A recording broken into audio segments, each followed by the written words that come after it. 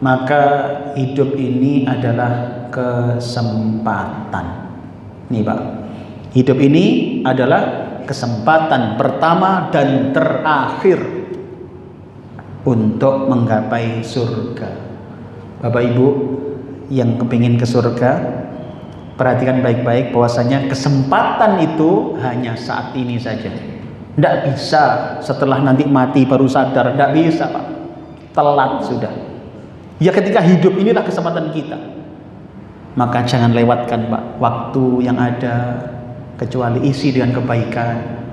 Kalau hendak baca Quran, yang ngaji, lihat apa, dengarkan kajian. Kalau hendak ya istighfar yang banyak, sholawat yang banyak. Begitulah hidup ini Pak. Apalagi coba?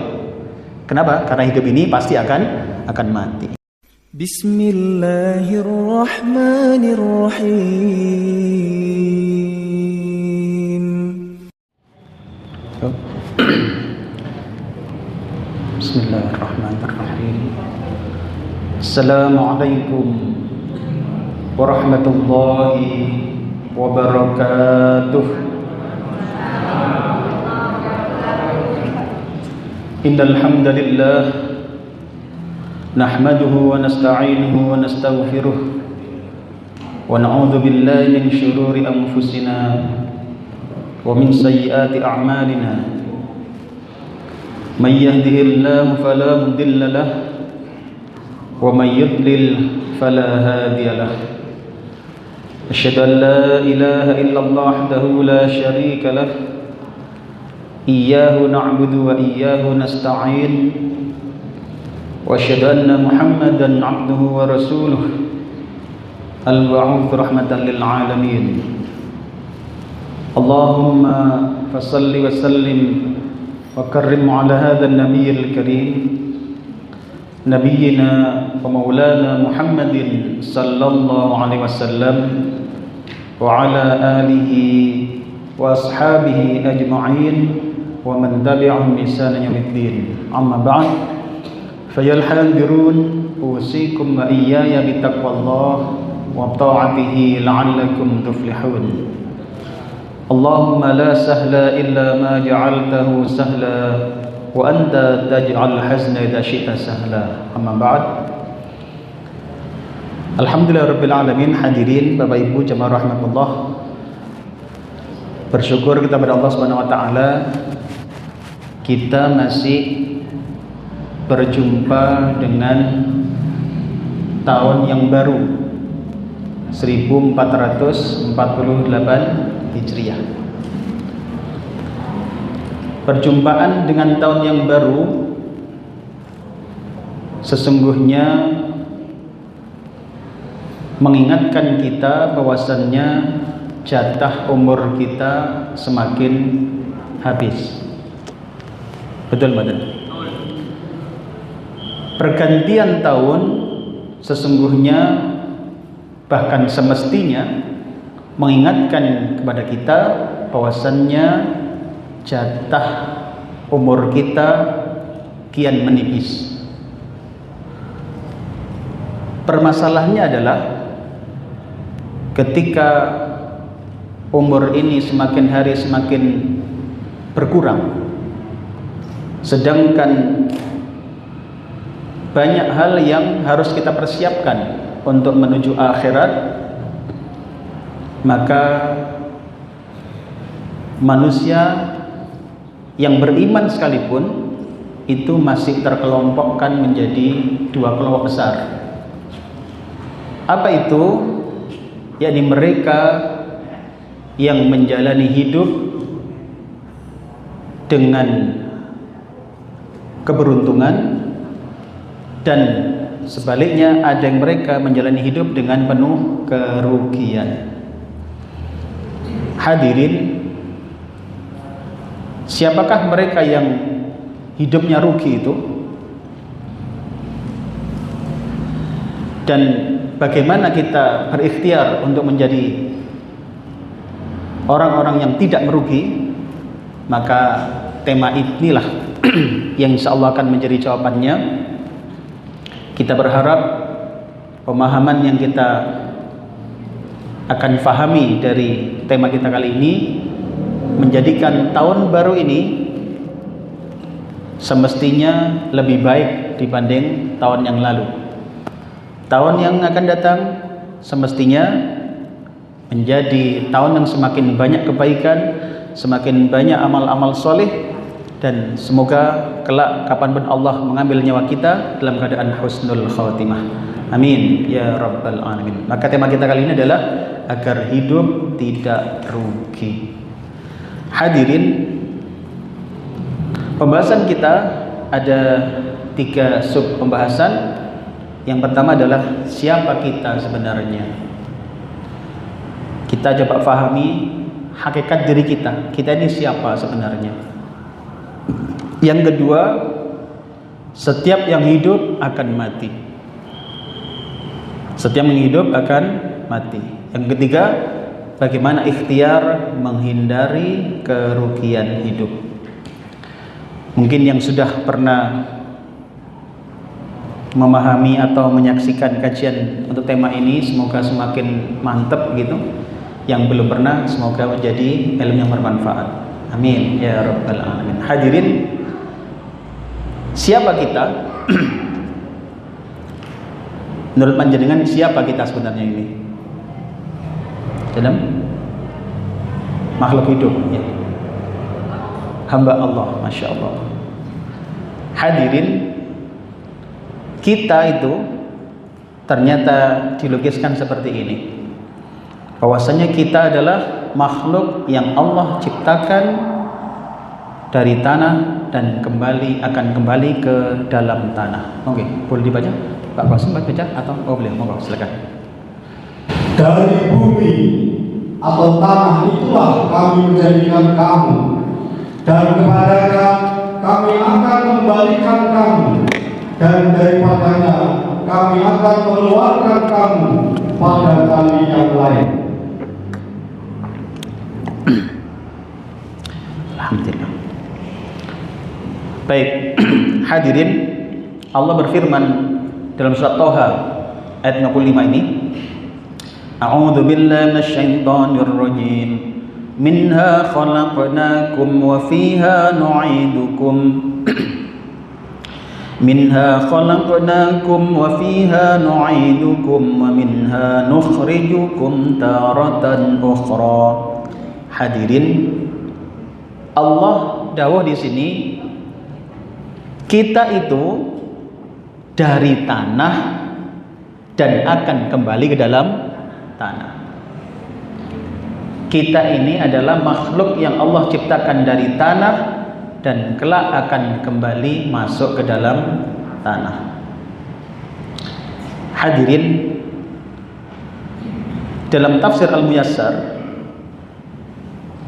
dijelaskan lebih detail tentang hakikat ini. Dari bumi kami menciptakan kalian, saya kasih warna berbeda itu, dan akan mengembalikan juga ke dalam tanah. Kemudian nanti akan dibangkitkan lagi ketika di akhirat, kembali dibangkitkan dari tanah lagi. Untuk apa? Menghadapi pengadilan, untuk menghadapi tuntutan audit dari Allah Subhanahu wa taala.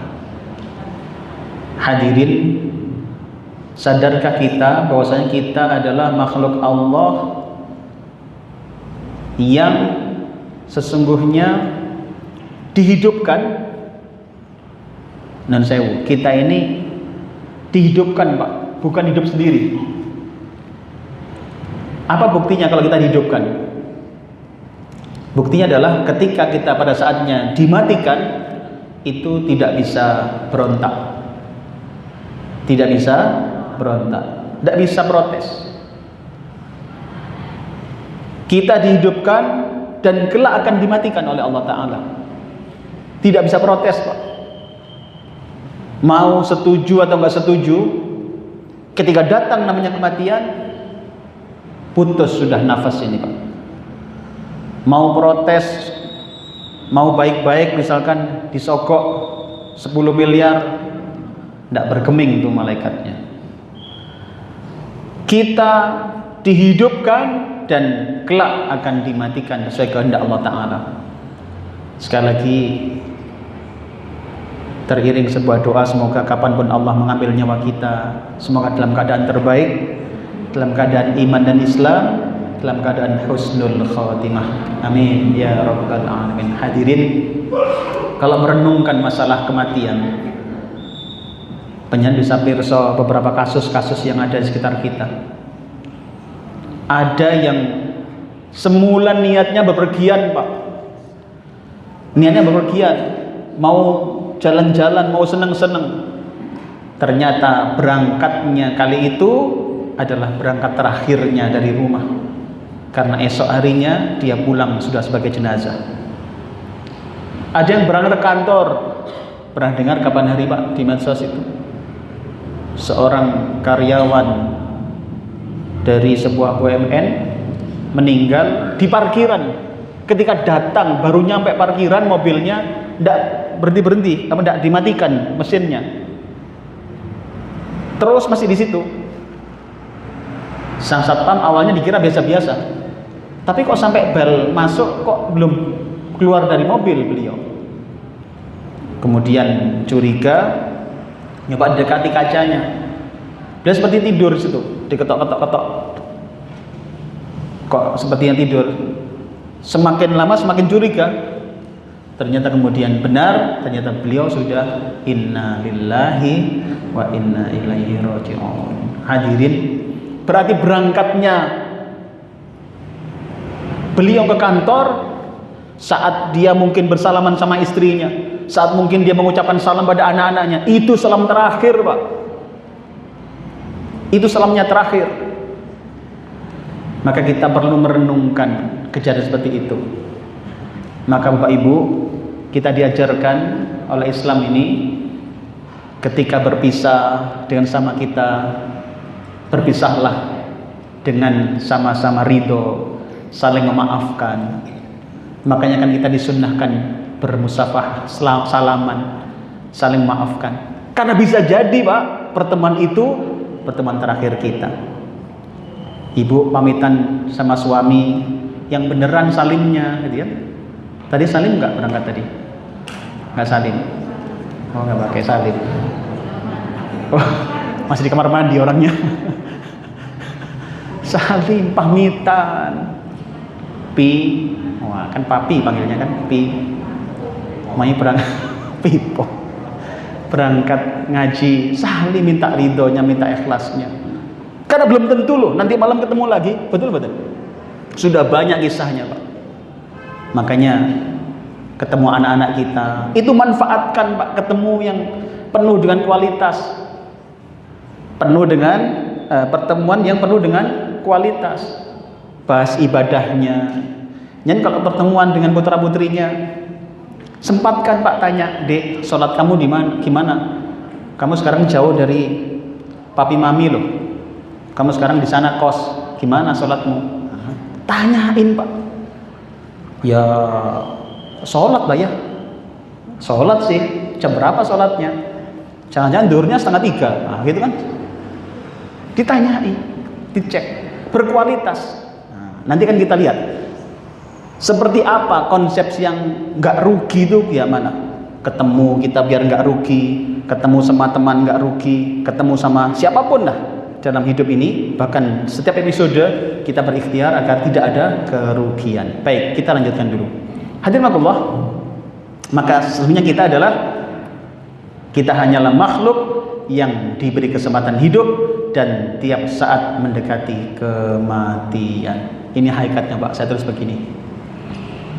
Kita hanyalah makhluk yang diberi kesempatan hidup dan tiap saat mendekati kematian. Hadirin, hidup ini kesempatan.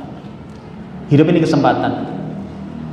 Panjenengan pernah pirsa betapa orang yang meninggal, bahkan mereka sudah tahu vonis akhiratnya, mau divonis neraka, mereka itu berusaha, Pak, minta dikembalikan ke dunia lagi. Mereka minta dikembalikan ke dunia lagi.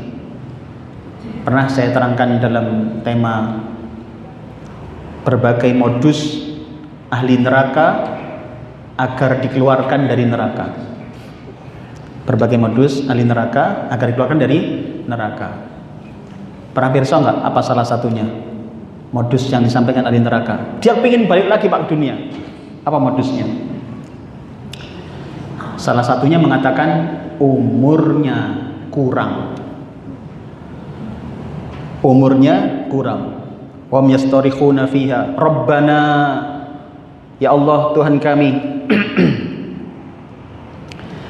akhrijna, keluarkan kami dari sini ya Allah, kembalikan ke dunia, na'mal salihan ghairal ladzi kunna na'mal, kami janji akan berbuat baik, lebih baik daripada kemarin-kemarin. Apa yang terjadi ketika mereka mengatakan minta waktu lagi, seakan-akan kurang waktunya dulu hidupnya, sehingga dia minta dikeluarkan, minta kembali hidup lagi. Apa jawaban Allah? Awalam nu'ammirkum ma yatadzakkaru fihi man tadzakkara wa ja'akumun nadhir. Apakah kurang panjang waktu yang aku berikan pada kalian? Apakah kurang panjang umur yang aku berikan pada kalian? Hadirin, dalam tafsirnya Panjang Saged Pirsan tadi itu seakan-akan dikatakan tentang umur ini, itu begini Pak, ahli neraka itu protes, ya Allah, saya kembalikan lagi ke dunia karena dulu kurang panjang umur saya, kurang panjang umur saya dulu. Seakan-akan ada diskusi begini, ada dialog begini, kamu dulu mati umur berapa? Kok bilang kurang umur berapa matimu dulu? 60. Wah, 60. Coba cek di surga, ada gak usia yang 60 tahun? Coba cek di dunia, di surga, ada gak usia yang mereka ahli surga itu usia 60 tahun? Kemudian dia tengok ke surga Pak, ternyata banyak usia 60 tahun. Wah, banyak ya 60 tahun. Nah, berarti bukan gara-gara kamu kurang umur, kamu aja nggak bisa manfaatkan umurmu. Toh mereka bisa, nyatanya mereka masuk surga kok. Ada lagi yang umur 40 Pak, protes, ya Allah, kalau 60 sih kurang pantas lah bilang kurang, saya 40 ya Allah, masih pantas bilang kurang. Kembalikan ke surga, kembalikan ke dunia lagi, kami akan beramal soleh. Apa jawab Allah lagi? Coba cek. Kamu lihat di surga, ada enggak yang usia 40 tahun? Hadirin, dia lihat ke surga, ternyata banyak usia 40 tahun. Ditengok, loh, ini kan dulu temannya jamaah di Al-Hidayah ya, itu. Saman kok nang swarga Mas? Iya, surga. Amalnya banyak dulu. Lah saman gimana dulu? Kan kita sama-sama ikut ngaji kajian Senin kelima itu kan. Kok bisa sama nang neraka itu? Ya waktu itu saya ngaji, tapi terus kata lakoni, mulai pancet. Oh, salah dewi berarti. Ya Allah. Kemudian yang usia 18 tahun. Ya Allah, kalau 60 40 sudah nggak pantas, saya 18 ya Allah. Apa kemudian dijawab sama? Kamu tengok di surga, ada nggak ahli surga yang usianya 18 tahun? Ditengok, wih ternyata banyak juga Pak 18 tahun. Nah, ternyata bukan gara-gara kurang umur, tapi kitanya yang nggak bisa memanfaatkan umur. Makanya ini Pak, kita perlu tahu, yang bikin kerugian itu di mana. Kalau ini tidak kita manage Pak, rugi Pak umur kita ini. Nggak ngerti tiba-tiba, loh kaget. Loh kalau kagetnya di dunia masih kita bisa perbaiki. Tapi kalau kagetnya baru kaget di akhirat, ya Allah, maka ayo kita ikuti lagi. Jadi kita adalah makhluk yang diberi kesempatan hidup dan tiap saat mendekati kematian. Sekali lagi, semoga sisa umur kita Allah berikan termasuk umur yang penuh berkah, banyak kebaikan-kebaikannya yang diterima oleh Allah Subhanahu wa taala, dan kita meninggal husnul khatimah. Amin ya rabbal alamin. Hadirin, kita tengok sekilas tugas utama manusia itu apa sih? Manusia itu Pak, sebagai makhluk Allah itu memiliki dua tugas sebenarnya. Apa itu? Yang pertama adalah sebagai Abdullah, sebagai Abdullah, hamba Allah. Jadi ini sekilas biar nyambung juga. Tugas kita itu apa sih? Pertama, Abdullah, yakni hamba Allah yang harus tunduk dan taat terhadap segala aturan dan kehendaknya serta mengabdi hanya kepadanya. Hadirin, tugas pertama kita Abdullah. Jenengan harus sholat, jenengan harus puasa, jenengan harus, karena ini Abdullah. Kita ini hamba Allah, ya sudah ikut aja perintah-perintahnya, ya. Yang tunduk dan taat terhadap segala aturan dan kehendaknya. Yang kedua adalah fungsi sebagai khalifatullah, sebagai khalifah di muka bumi, yang meliputi pelaksanaan tugas kekhalifahan terhadap diri sendiri dan bagi seluruh makhluk lainnya. Jenengan punya kewajiban sama dengan saya juga, itu memperbaiki kehidupan kita nih Pak. Kita punya tugas sebagai khalifatullah. Jenengan tidak bisa nggak peduli dengan lingkungan, nggak bisa Pak. Jangan nggak bisa nggak peduli tetangga, nggak bisa. Karena fungsi kita khalifatullah sebagai wakil Allah di muka bumi ini. Kita harus memperbaiki, kita harus menghindari atau menghilangkan kemaksiatan, menghilangkan kemungkaran. Memang itu fungsi khalifah. Kita melindungi yang lemah, itu khalifah. Maka hati-hati. Kalau kita selama ini sudah menjalankan fungsi Abdullah, sholatnya sudah, puasanya sudah, jangan lupa fungsi khalifahnya. Nah, ini sekilas biar kita punya gambaran betapa memang fungsi kita itu ada dua. Mungkin sholatnya sudah, jangan nggak peduli dengan tetangga, nggak boleh, nggak peduli. Wah, ono miskin, bakak miskin, salah dewe miskin, gitu. Kok salah dewe miskin gimana? Nggak bisa Pak. Itu kita punya tanggung jawab sebagai khalifah. Allah titipkan harta di pundak kita, Allah titipkan jabatan di pundak kita, gunakan. Sebelum di akhirat diaudit oleh Allah Ta'ala, digunakan untuk apa dulu? Kamu dulu menjadi orang terpandang, kamu dulu menjadi orang penting, kamu dulu dekat dengan pimpinan, dekat dengan pejabat, digunakan untuk apa? Digunakan untuk kemaslahatan umat atau digunakan untuk mencari proyek? Bikin dapur apa? Nggak terus nih lah. Astagfirullah. Apa yang kita berikan untuk umat ini? Fungsi khalifatullah. Hadirin itu sekilas. Dan setiap yang hidup pasti mati. Ingat Pak, fungsi tadi akan diaudit oleh Allah Ta'ala. Hadirin, terkait kepastian mati ini ada ayat yang lain Pak, yang bisa menjadikan tambahan keyakinan kita. Nun sewu, jenengan yakin betul kalau mau mati gitu? Benar. Kok kayak nggak yakin begitu? Apa coba bedanya yakin dan nggak yakin? Ayo, ada beda buatan kira-kira? Apa cukup ngaku? Pokoknya yakin lah Ustaz. Ayo, apa? Siap. Kata kuncinya itu. Ketika Rasulullah ditanya tentang kiamat, Rasulullah kan nggak jawab sampai 3 kali itu. Tanya lagi, Rasulullah masih diem. Tanya lagi, wahai Rasulullah, kapan kiamat? Nggak diem. Apa beliau yang diem saja? Sampai kemudian beliau tanya, memang yang kamu siapkan apa? Yang sudah kamu siapkan apa? Artinya yang terpenting adalah kesiapan kita. Hadirin, saya kasih gambaran begini, sederhananya begini. Bayangkan panjenengan ditelepon sama temennya, orang Tulungagung lah misalkan begitu. Mbak Yu, jenengan minggu tindakan tak boten. Ayo melo aku yuk, tak jemput kok sampean. Ayo healing nanggone Malang. Telung dino atau seminggu, orang suwe seminggu, healing seminggu.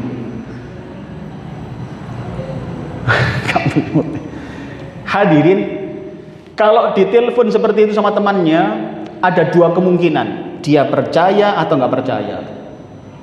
Sekarang dari mana kita tahu dia percaya atau tidak percaya? Itu dari persiapannya. Dia yang percaya itu siap-siap Pak.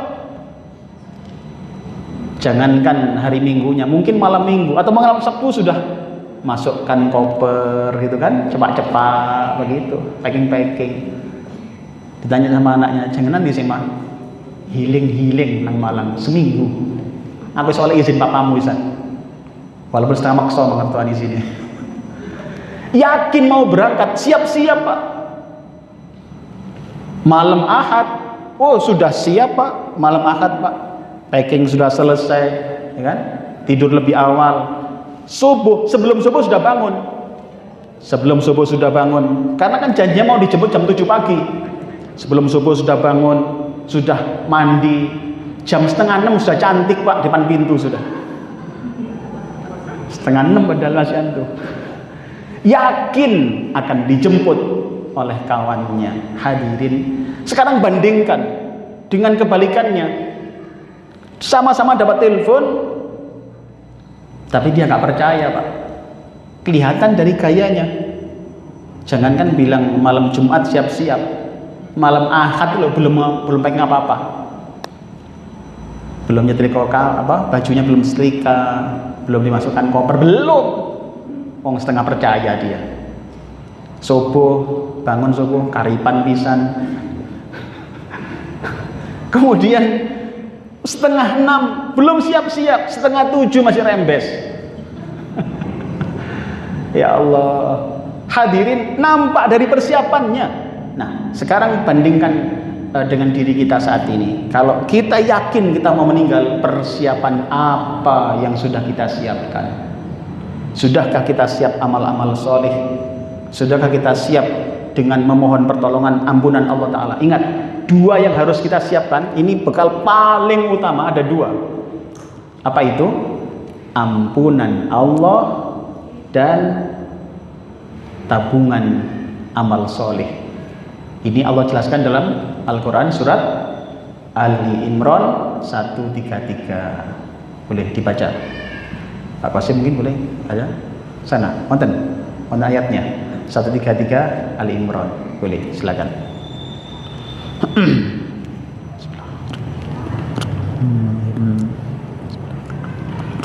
Dan bersegeralah kamu kepada ampunan dari Tuhanmu dan kepada surga yang luasnya seluas langit dan bumi yang disediakan untuk orang-orang yang bertakwa.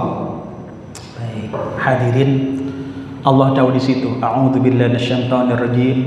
Wasari'u ila maghfiratin mir rabbikum wa jannah wa jannatin 'arduha as-samawati wal ard u'iddat lil muttaqin. Wasari'u, bersegeralah. Hadirin, bersegeralah. Kita berpacu dengan umur kita ini entah kapan habisnya Pak. Apa bisa jadi mungkin masih sekian puluh tahun lagi, bisa jadi tinggal sekian puluh detik lagi. Maka mohon ampunlah pada Allah selalu, istighfar yang banyak. Astagfirullah, astagfirullah. Jangan sehari semalam tadi saya istighfar. Sudah berapa kali sudah istighfarnya? Sekali. Astagfirullah. Sing banyak. Rasulullah contohkan, aku taubat dan istighfar, kata Nabi, mi'ata marrah, 100 kali Pak. Padahal enggak pernah dosa sama sekali. Rasulullah maksum, dijaga oleh Allah, enggak pernah dosa sama sekali, tapi istighfarnya 100 kali. Sudah mirip kan sama kita? Ya, mirip ya, kita dosanya berkali-kali, istighfarnya enggak pernah sama sekali. Astagfirullah. Tobat Bu, tobat. Astagfirullah, astagfirullah. Maka jalan astagfirullah, astagfirullah itu. Jadi istighfar itu enggak hanya ketika melihat isi dompet Bu. Isi dompet dibuka, astagfirullah. Itu enggak hanya itu saja istighfarnya. Ya kan, berbanyak istighfar. Kita jalan kemana sambil nyetir kan boleh. Memang kalau nggak terbiasa, istri kaget Pak. Oh apa ya kok kalau istighfar kaget mangga. Sama makan itu dosa apa sama ya nggak masalah dosa. Maka itu menjadi satu syariat tuntunan Pak, bahwasanya istighfar itu tidak nunggu dosa. Wong Rasulullah itu istighfarnya 100 kali, nggak pernah berdosa padahal. Memang nggak harus dosa dulu baru istighfar. Oke? Istighfar, minta ampun terus pada Allah Taala. Maka habis sholat kan sempatkan paling nggak 3 kali kan, Astaghfirullahaladzim alladzi la ilaha illa wal hayyul qayyum wa atubu ilaih, itu kan minimal 3 kali baca. Atau panjenengan Sayyidul Istighfar. Masih ingat kapan hari yang ikut di kajian Bagus Salam ya? Istighfar, Sayyidul Istighfar. Itu Pak luar biasa Pak Sayyidul Istighfar itu Pak. Jadi minimal dibaca sekali pagi, sekali petang. Apa itu? Allahumma anta rabbi la ilaha illa anta khalaqtani wa ana 'abduka wa ana 'ala 'ahdika wa'dika mastata'tu a'udzu bika min syarri ma sana'tu abu'u laka bi ni'matika 'alayya wa abu'u bi dzambi faghfirli fa innahu la yaghfiru dzunuba illa anta. Hadirin, itu luar biasa. Pahalanya luar biasa. Jika meninggal pada hari itu ketika dia istighfar ini, salah satu fadilahnya adalah dia menjadi golongan surga. Maka yang begini-begini ini penting, Pak. Kalau dibaca sekali, kalau 2 kali boleh. Berkali-kali tambah boleh banget gitu kan, tambah banyak. Ya. Baik, hadirin Allah, maka tadi ampunan Allah. Yang kedua apa? Tabungan amal soleh yang banyak. Hidup kita ini semakin habis, Pak. Makanya ini amal soleh ini sesuai ayat 133 Ali Imran. Nanti yang ini sedikit berbeda. Kita lanjutkan dulu. Hadirin, dalam Ali Imran 185, setiap jiwa akan merasakan kematian. Ini tambahan ayat tadi, bahwasanya setiap yang hidup pasti akan mati. Boleh dibaca? Tiap-tiap yang berjiwa akan merasakan mati, dan sesungguhnya pada hari kiamat sajalah disempurnakan pahalamu. Barang siapa dijauhkan dari neraka dan dimasukkan ke dalam surga, maka sungguh ia telah beruntung. Kehidupan dunia itu tidak lain hanyalah kesenangan yang memperdayakan. Baik. Hadirin, maka hidup ini adalah kesempatan. Nih Pak, hidup ini adalah kesempatan pertama dan terakhir untuk menggapai surga. Bapak Ibu yang kepingin ke surga, perhatikan baik-baik bahwasanya kesempatan itu hanya saat ini saja. Tidak bisa setelah nanti mati baru sadar, tidak bisa Pak. Telat sudah. Ya ketika hidup inilah kesempatan kita. Maka jangan lewatkan Pak waktu yang ada, kecuali isi dengan kebaikan. Kalau hendak baca Quran, ya ngaji, lihat dengarkan kajian. Kalau hendak ya istighfar yang banyak, sholawat yang banyak. Begitulah hidup ini Pak. Apalagi coba? Kenapa? Karena hidup ini pasti akan mati. Hadirin Allah. Sekarang pembahasan berikutnya, bagaimana agar hidup tidak merugi? Nah, kalau tadi kita sadar kita adalah makhluk yang dihidupkan dan pada saat akan dimatikan oleh Allah Ta'ala sesukanya, kemudian hidup ini adalah kesempatan kita untuk meraih surga, maka bagaimana agar hidup ini tidak rugi? Karena ternyata meskipun orang itu beriman, kadang masih rugi Pak. Kadang masih rugi. Maka konsep ini penting karena kita berharap kita yang saat ini sudah beriman, semoga amal kita, semoga kehidupan kita tidak merugi. Sekali lagi, semoga di tahun baru ini Allah menjadikan semakin baik hidup kita, semakin soleh perilaku kita, semakin dekat dengan Allah, dan semoga Allah berikan kita kapanpun diambil nyawa kita dalam keadaan husnul khotimah. Amin ya rabbal alamin. Hadirin Allah, ayatnya adalah surat Al-Asr ayat 1-3. Allah berfirman, a'udzu billahi minasyaitonir rajim, wal 'asr innal insana lafi khusrin illa alladzina amanu wa 'amilus solihati wa tawasaw bil haqqi wa tawasaw bis sabr.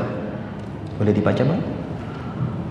Demi masa sesungguhnya manusia itu benar-benar dalam kerugian, kecuali orang-orang yang beriman dan mengerjakan amal soleh dan nasihat menasihati supaya mentaati kebenaran dan nasihat menasihati supaya menetapi kesabaran. Baik, hadirin, ayat ini menunjukkan pada kita bahwasannya jika tidak ingin rugi, ini Pak. Yang pertama Pak, maaf kok kesini lagi. Setiap orang akan mendapat kerugian kecuali mereka yang saya kasih warna beda itu, beriman, mengerjakan amal soleh, dan nasihat menasehati. Paling tidak ada 3 komponen. Walaupun menasehati itu ada 2, dibagi 2, menasehati dalam ketaatan dan menasehati dalam kesabaran. Hadirin, ada 3 di situ. Apa tadi? Beriman, terus mengerjakan amal soleh, dan saling menasehati. Beriman, beramal soleh diri kita, terus menasehati, saling menasehati antar kita. 3 komponen ini yang jika kita lakukan, insya Allah kita tidak akan merugi hidup ini. Makanya saya katakan tadi, ada loh orang beriman itu masih merugi. Kenapa? Dia tidak hanya mungkin dia sudah beriman, tapi amal soleh mungkin kurang, atau mungkin sudah amal soleh tapi tidak saling menasehati, nggak peduli dengan orang lain. Nah, itu yang saya katakan, beriman tapi masih merugi. Hadirin, dalam tafsir Al-Wajiz saya kasih beberapa warna berbeda Bapak Ibu. Jadi di sana penjelasannya cukup detail, tapi saya kasih warna berbeda.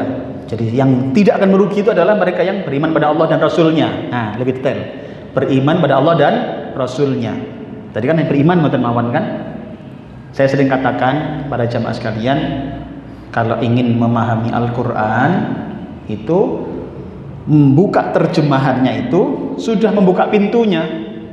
Jangan baca terjemahan itu sudah membuka pintunya. Tapi kalau ingin lebih dalam, jangan harus belajar tafsirnya. Ini contohnya sekarang ini. Tadi kan ayatnya begitu saja kan? Mungkin langsung paham, mungkin juga belum. Tergantung penjelasan apa di situ. Nah, kita lihat di tafsir Al-Wajiz lebih detail ternyata. Artinya kalau kita ingin tidak rugi, yang pertama adalah beriman pada Allah dan Rasulnya. Nah, beda kan sudah lebih jelas. Beramal soleh yang sesuai diperintahkan oleh Allah. 2. Tadi kan amal soleh saja kan tadi kan. Ternyata amal soleh itu ada juga yang dianggap soleh, tapi padahal nggak soleh. Dianggap soleh saja. Ya kan? Nanti kita perdetail di berikutnya.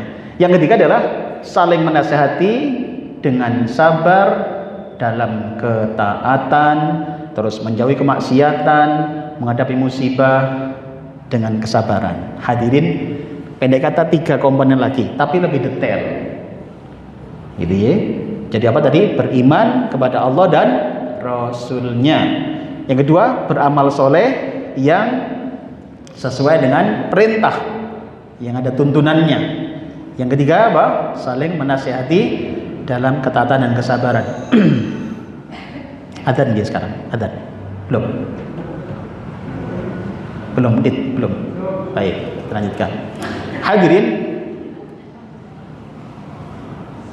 Nah, maka kebalikannya dari ayat-ayat tadi, hidup tidak akan rugi jika 1, beriman pada Allah dan Rasulnya. Tadi kan ayatnya jelas, tafsirnya juga. Kedua adalah beramal soleh sesuai dengan yang diperintahkan oleh Allah. Yang ketiga, saling menasihati dalam kebenaran. Ini beramal sesuai syariat Allah, berupa keimanan dan bertauhid, mengerjakan perintah-perintahnya, meninggalkan larangan-larangannya, dan semua ini mengandung kebaikan dan keutamaan. Cukup panjang Pak. Dan saling menasihati manusia dan sabar dan ketaatan. 4 Pak. Tadi kan 3. Jadi illal ladzina amanu wa amilus solihat wa tawasau bil haq, terus wa tawasau bis sabr. Nah, jadi kalau kepingin ndak rugi, ini Pak, minimal 3 tadi. Yang ketiga dibagi 2, yaitu tawasau bil haq dan tawasau bis sabr. Saling menasihati dalam kebenaran dan saling menasihati dalam kesabaran. Jadi penting Pak kita nasihati itu Pak.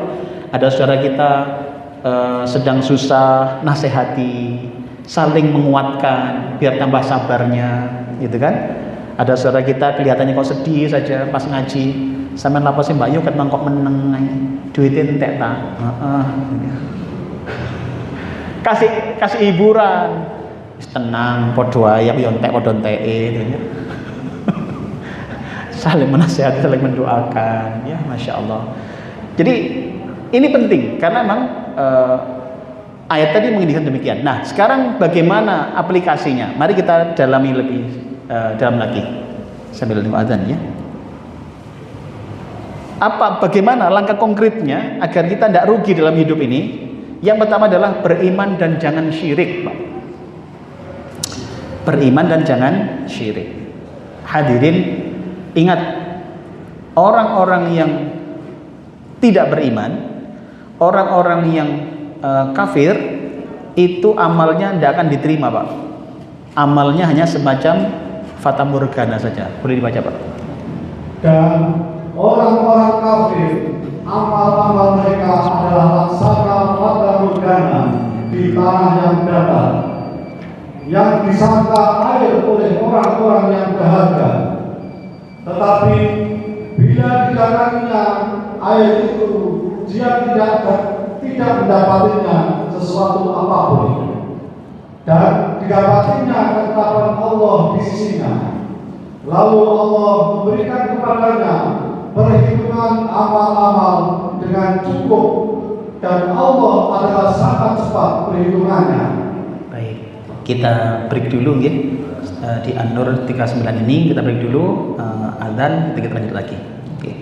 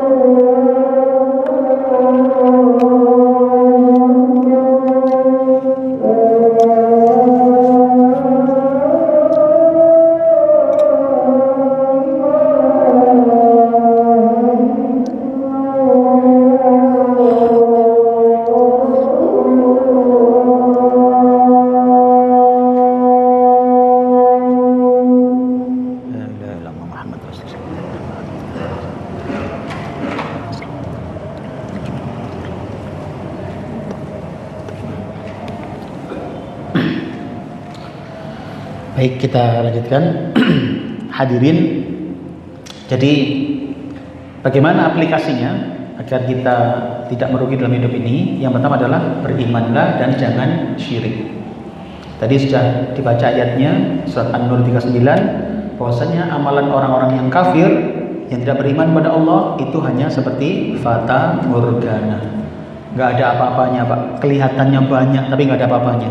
Itulah orang-orang yang tidak beriman kepada Allah. Maka penting Pak, alokasikan waktu, alokasikan sumber daya untuk memupuk keimanan kita. Berkumpullah dengan orang-orang soleh, saling menguatkan, tanya kalau nggak ngerti pada guru-guru kita, pada ustadz-ustadz kita, pada kiai-kiai kita, tanya Pak tentang keimanan ini. Kenapa? Karena modal dasar utamanya adalah iman. Kalau tidak rugi, datangi kajian-kajian tentang tauhid, tentang keimanan, sehingga hati ini semakin yakin kepada Allah Ta'ala. Hadirin Allah, dalam tafsir Al-Madinah Al-Munawwarah dijelaskan tentang ayat ini, bahwasannya orang yang tidak beriman itu tidak mendapati pahala sedikit pun, nggak ada Pak. Kenapa? Karena amalnya tidak berdasar pada iman kepada Allah. Makanya penting iman kepada Allah dan jauhi kesyirikan. Ini yang utama Pak. Ada tambahan lagi tentang kesyirik, itu menghapuskan amal. Dalam Al-Quran surat Az-Zumar ayat 65, Allah menjelaskan bahwasanya syirik itu menghapuskan amal Pak. Monggo Pak. Dan sesungguhnya telah diwahyukan kepadamu dan kepada nabi-nabi yang sebelummu, jika kamu mempersekutukan Tuhan, niscaya akan hapuslah amalmu, dan tentulah kamu termasuk orang-orang yang merugi. Ayatnya jelas. A'udzubillahi minasyaitonirrajim. Walaqad uhiya ilaika wa ilal ladzina min qablik la in asyrakta la yahbatanna 'amaluka wa la takunanna minal khasirin. Kalau engkau syirik sekali saja, nggak peduli jenengan sudah beramal sekian tahun, nggak peduli jenengan sudah sholat 60 tahun, nggak peduli sudah berpuasa Senin Kemisnya nggak pernah putus, nggak peduli sodakonya sudah berkali-kali, nggak peduli umrohnya setiap bulan, kan? Saya semangatnya Pak setiap bulan umroh. Nggak peduli, ketika syirik sekali saja Pak, la yahbatanna amaluka, seluruhnya amalnya terhapus, seret semua Pak. Maka bayangkan betapa ruginya Pak, sudah kita pupuk amal sekian banyak, tapi nggak ngerti konsep ini, waduh. Hadirin, naudzubillah. Makanya ayo jangan sampai terjadi kesyirikan. Hadirin makullah, karena syirik menghapus amal. Yang kedua adalah beramal soleh sesuai perintah tadi. Masih jelas tadi ya di tafsirnya tadi, bahwasannya yang kedua setelah beriman dan jangan syirik beramal soleh sesuai dengan perintah. Dalam An-Nisa ayat 65 ada penjelasan tambahan begini, monggo boleh Pak. Maka demi Tuhanmu, mereka pada hakikatnya tidak beriman, hingga mereka menjadikan kamu hakim terhadap perkara yang mereka perselisihkan. Kemudian mereka tidak merasa dalam hati mereka sesuatu keberatan terhadap keputusan yang kamu berikan, dan mereka menerima dengan sepenuhnya. Baik. Hadirin, sering saya contohkan permisalan sederhana masalah ini. Bayangkan misalkan panjenengan misalkan pagi-pagi datang ke pabrik. Pak, sini ada pabrik apa Pak? Pabrik Dragon ya. Misalkan datang ke sana nih, misalkan panjenengan. Padahal bukan karyawan sana Pak. Yang datang ke sana pagi-pagi, kemudian ngeresiki depannya pabrik itu Pak, diresiki kan, dicabuti sukete, kan? Meneng-meneng ini Pak. Kemudian bersihkan mobilnya bosnya, dilapi semua, dicuci gitu kan. Meneng-meneng begitu Pak, meneng-meneng. Meneng-meneng. Kemudian sore hari minta gaji kepada sang bos ini. Kira-kira bosnya komentar apa Pak? Kan? Sing ngongkon kowe sapa? Kira-kira begitu Pak. Kalau kita kemudian tidak memiliki kejelasan SK, ini makanya saya katakan sebagai SK. Jadi kalau bekerja dimanapun, pasti kan ada SK-nya Pak. Kalau nggak ada SK-nya, nggak jelas bayarannya sudah. Nggak ada SK-nya kok nggak bayaran. Maka pastikan Pak, amal-amal soleh kita itu banyaknya itu didahului dengan benarnya dulu. Maka dalam kitab soleh itu saddidu qoribu wasaddidu. Itu kalau bahasa sederhananya itu bener dulu baru banyain. Bener dulu baru banyain. Maka pastikan amalan kita yang sekarang ini banyak kita lakukan itu sudah benar. Jangan misalkan punya amalan apa sekarang yang sudah berkali-kali dilakukan, itu pastikan benernya. Tanya pada guru-guru kita, gini ini bener betul Ustaz? Tanya. Kesempatan ketemu dengan beliau-beliau guru-guru kita. Jangan-jangan yang kita lakukan nggak bener, ya kan? Makanya hati-hati Pak. Sekarang ini beredar doa-doa yang aneh-aneh juga loh Pak. Tuh, tahu dari mana Ustaz? Orangnya sendiri bilang sendiri. Dia tuh dapat informasi tentang sebuah doa aneh katanya, bahasanya kok aneh Ustaz. Aneh gimana? Di dalam teks ada begini Pak, ada bunyi begini. Gitu. Saya pikir ini sopo sing maring ini wonten yang mriku. Terus gak bener, gak ada. Kok ono bahasa ngono iku apa itu? Bahasa apa itu Pak? Ya gak ngerti saya juga. Kok ono honge barang itu. Gak ada sudah. Kalau pingin yang benar sudah sesuai dengan syariat Islam aja. Yang masyru', yang disyariatkan banyak Pak. Doa keselamatan banyak, doa minta jodoh boleh. Bagi yang belum dapat jodoh maksudnya. Ada doanya. Yang sudah disyariatkan itu banyak, contohnya banyak. Jadi sekali lagi, hadiratullah, beramal solih sesuai dengan perintah. Hindari yang nggak banyak, yang nggak jelas perintahnya. Nih, hidup ini singkat. Sibukkan diri dengan amal soleh yang jelas perintahnya dan tidak usah ngarang. Sudah, nggak usah Pak. Hidup ini terlalu mahal Pak buat ngarang-ngarang begitu sudah. Fokus saja sudah. Sholat Pak, nun sewu. Jangan sholat itu jalankan yang jelas-jelas SK-nya saja. Sudah cukup Pak. Waktu sudah nggak cukup bahkan. Ya, sholat saja Bu, sholat wajib sama sunnah, jangan jalankan yang sudah jelas SK-nya saja. Itu sudah, waktu sudah habis. Saya tunjukkan yang jelas SK-nya. Di antaranya apa? Sebelum subuh ada apa? Sebelum salat subuh, tapi masuk subuh maksudnya, qobliyah subuh. Kemudian salat subuhnya sendiri 2 rakaat. Habis salat subuh ada namanya isyraq itu kan, syuruk itu kan, itu juga ada SK-nya Pak. Duha, syuruk itu kan duha awal waktu itu bahasanya salah satu ustaz itu. Kemudian duha sendiri, duhanya berapa? Duhanya itu Rasulullah pernah paling sedikit 2, paling banyak 12. Yang paling sering beliau 8. Sudah jalankan, jangan milih mana, 4, 8 boleh. 12 kalian oke. Istirahat sebentar, masuk duhur. Duhur ada lagi apa? Qobliyah duhur. Berapa qobliyah duhur? 4. Ya kan? Habis qobliyah duhur, masuk duhur 4 juga. Kemudian ba'diyah. Berapa ba'diyahnya? Ada hadis yang 2, ada hadis 4. Misalkan belum 4 sekalian. Ya kan? Istirahat sebentar, masuk asar.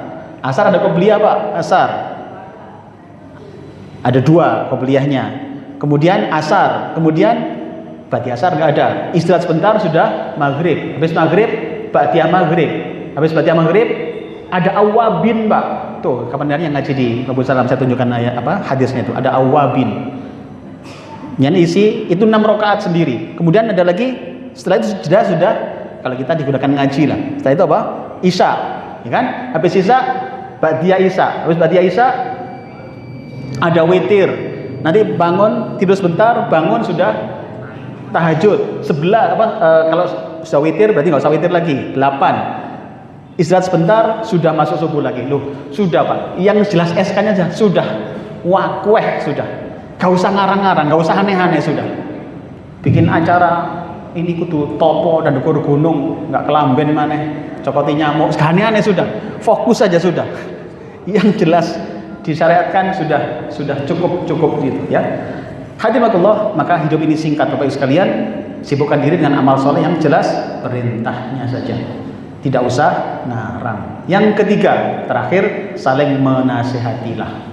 Hadirin tadi apa? Iman, berimanlah dan jangan syirik. Kemudian kedua apa? Laksanakan amal-amal soleh yang jelas perintahnya, gitu ya. Kemudian yang ketiga apa? Saling menasehatilah. Hadirin, dalam Al-Baqarah 132. Ini tambahan ayat. Mohon Pak, silakan. Dan Ibrahim telah mewasiatkan ucapan itu kepada anak-anaknya. Demikian pula Yakub. Ibrahim berkata, hai anak-anakku, sesungguhnya Allah telah memilih agama ini bagimu. Maka janganlah kamu mati kecuali dalam memeluk agama Islam. Hadirin, lihat contohnya. Allah dokumentir Pak, seorang Ibrahim alaihissalam menasihati putranya, menasihati cucunya. Ingat, Nabi Yakub itu siapa? Cucunya Nabi Ibrahim alaihissalam. Itu digambarkan bahwasannya Nabi Ibrahim itu orang yang menasihati keluarganya, orang menasihati kaumnya. Cucunya juga demikian, meneruskan kebiasaan baik itu. Maka jadikan sebagai contoh Bapak Ibu, salinglah menasihati. Sempatkan menasihati anak-anak kita tentang kebaikan, tentang akhirat. Sekali waktu ajak ngobrol tentang surga dan nerakanya. Kita mungkin jarang-jarang ajak bicara itu, ajak bicara agak serius. Misalkan, Dok, kira-kira sampean besok nang di akhirat pilih mana, surga dan neraka? Kira jawabannya dia, ya surga lah mah. Mama sendiri milih apa? Ya mama yang jelas surga lah, ya. Masa sih mah, mama kok cerewet ngerasani terus gitu. Astagfirullah. Maka ini perlu kita koreksi. Anak kita aja yang gak serius Pak. Mungkin berdua. Kalau saran saya diskusi bersama keluarga itu Pak penting Pak. Bikin semacam kajian keluarga itu penting Pak. Taujih gantian. Ayo kamu adik yang nanti taujih habis subuh gantian. Ngomong kakak kumpul semua nih, kamu yang nyampaikan ayatnya. Gitu gantian itu Pak. Nah sekali waktu ajak bicara berdua Pak, berdua. Banyak lebih tahu. Oh yang barep ini senengannya makan bakso. Oke berdua makan bakso dulu. Makan bakso di Jogja. Ya. Oh aduh nang Jogja. Berdua maksudnya bisa ngobrol. Ya sampaikan. Seserius kita membahas jodohnya, ya kan? Seserius kita membahas masa depannya adalah akhiratnya ini gimana, nak? Kamu nanti bagaimana? Ibadahmu bagaimana kamu? Kamu sudah jauh dari mama lo sekarang, ketemu jarang-jarang. Gimana kamu di sana? Di kos-kosan kamu gimana? Murojamu koyo opo? Nah, tanyain Pak. Kenapa? Saling menasehati, penting Pak. Kemudian kita dengan komunitas kita saling menasehati antar kita. Begini-begini nih Pak, saling menasehati. Ini kan hanya ya qadarullah saja, kebetulan saya bagian ngomong saja. Kita sering menasehati. Dengan mendengarkan saya juga mohon didoakan semoga istiqomah gitu kan. Kita saling mendoakan semoga kita semakin hari semakin baik, kita ketemu di sini, kelak ketemu di surganya Allah Subhanahu wa taala. Amin ya rabbal alamin. Hadirin, maka dalam kaitan ini ada juga Pak ayat yang tentang Ibrahim AS menasihati, itu di surat Zukhruf ayat 28. Mungkin tidak perlu dibacakan, ini sama. Kalimat-kalimat yang saling menasihati itu dicontohkan oleh para nabi. Saling menasihatilah tentang apa? Tentang hal penting, tentang tauhidnya, tentang ma ta'buduna min ba'di. Kalau anak-anak kita itu ma ta'buduna min ba'di. Wahai anakku, besok kalau bapak nggak ada, kamu nyembah apa nak? Jangan-jangan kamu sekarang ini sholat karena ada bapak. Kamu takut, kamu sungkan. Jangan-jangan kamu sekarang ini masih nutup aurat ini karena masih ada mama. Kalau nanti mama nggak ada, kamu seperti apa nak? Ajak bicara Bu. Sebagaimana Ibrahim alaihissalam, Yakub alaihissalam dan keluarganya begitu khawatir pada anak-anaknya. Sama dengan saudara kita. Masih ingat tema dulu Pak, Ibu sekalian mungkin yang pernah tahu ada 5 golongan yang berpotensi menggagalkan surga kita. 5 golongan yang berpotensi apa? Ngeriwui, nyerimpeti surga kita. Di mana rujukannya? Surat Al-Ma'arij ayat 10 sampai 14. Boleh dipirsani sendiri. Kawan-kawan boleh ikut ngaji. Itu ada 5 golongan loh yang berpotensi itu. Siapa Bu? Masih ingat? Anak atau orang tua. Beresi Pak. Nasihatilah anak kita, orang tua kita. Itu berpotensi menuntut di akhirat. Yang kedua siapa? Pasangan. pasangan Pak, istri kita, suami kita, saling menasihati Pak, mumpung belum terlambat, mumpung belum salah satu berangkat duluan, di akhirat nanti bisa saling menuntut gara-gara nggak pernah kita ingatkan. Yang ketiga siapa? Saudara, sempatkan Pak, lihat adik kita, kakak kita, jangan-jangan di antara mereka ada yang berbuat kesyirikan, jangan-jangan di antara adik kita masih makan riba, ingatkan mumpung belum jadi pertanyaan di alam barzah, apalagi tuntut di akhirat. Yang keempat siapa? Komunitas, besti-besti. Tuh hati-hati Bu dengan besti-bestian ya. Hati-hati. Kenapa? Kalau sampai salah satu anggota komunitas masuk neraka, jangan kaget, dia akan menuntut komunitasnya juga. Dia akan menuntut komunitasnya juga. Bayangkan kita berkomunitas dengan seorang, dia masuk neraka, naudzubillah Pak, siap-siap dituntut di akhirat karena dianggap kita mengabaikan dia.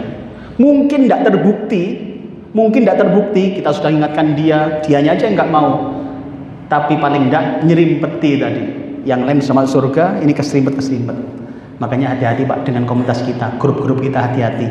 Makanya kalau nanti ada yang invite kita di grup WA misalkan, kita di invite grup, boleh tanyakan langsung aja. Mohon maaf, ini grupnya jurusan surga atau neraka ya? Nah gitu, tanyakan gitu Pak. Kalau nyampaikan, maaf Bayu jurusan neraka, langsung aja keluar Pak. Kita sebanyak masalah, nggak usah nambah masalah gitu kan.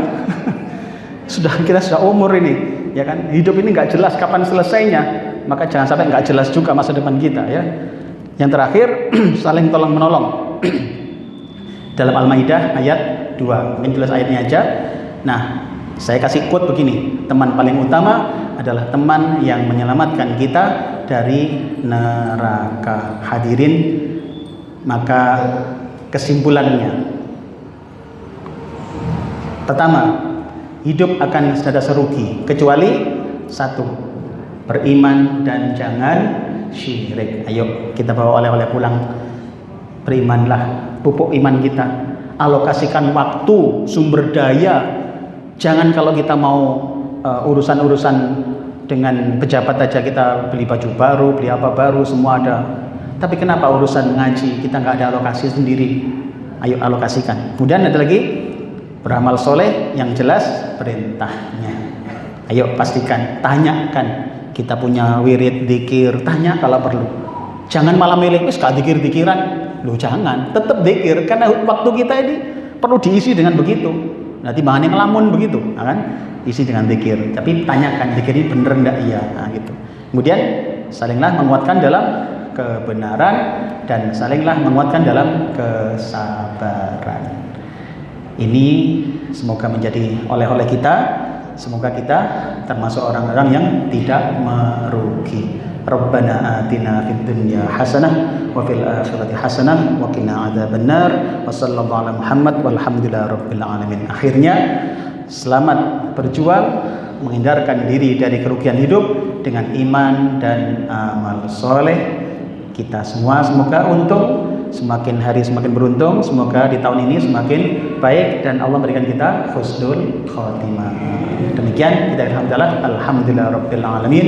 Subhanakallahumma bihamdika asyhadu an la ilaha illa anta astaghfiruka wa atubu ilaik. Semoga ada kesempatan lain ketemu di lain kesempatan. Insya Allah. Assalamualaikum warahmatullahi wabarakatuh. Oh.